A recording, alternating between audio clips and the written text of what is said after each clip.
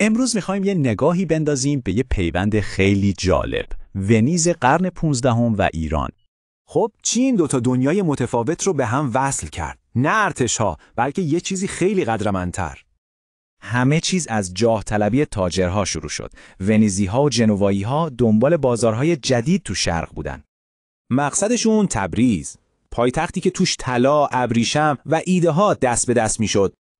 خب بیایم ببینیم داستان از کجا شروع شد. یعنی از دوران اولین سلسله قرقیونلوها.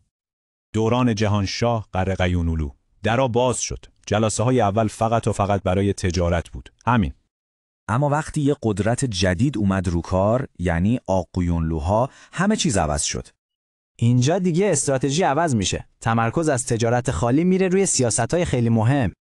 اوزون حسن اولین پادشاه شرقی بود که سفیرای رسمی اروپایی را قبول کرد. اینجوری رابطه خیلی عمیق‌تر شد.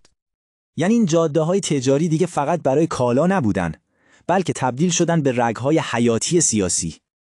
اما با ارزش‌ترین چیزی که رد و بدل شد نه ابریشم بود، نه نقره، بلکه ایده ها بودن. گنج واقعی همین بود. تخصص مدیترانیه تو کارهای مثل بانکداری و بیمه وارد ایران شد. اینجا جایی بود که آذربایجان شد یه پل بین تجربه تجاری غرب و دانش مالی شرق. خب حالا بریم سراغ میراث این داستان. ببینیم چطور همه چیز بزرگتر از یه معامله ساده شد. ببینید این قراردادها فقط اقتصادی نبودن. انگار پل‌های تمدنی بودن که چیزای بیشتری ازشون رد میشد. اعتماد، دانش و یه جور حس آینده مشترک بین دو تا فرهنگ کاملا متفاوت داشت شکل می‌گرفت. این داستان یعنی دیدن دنیا از دو نگاه متفاوت، شرق و غرب، که حالا کنار هم قرار گرفتن.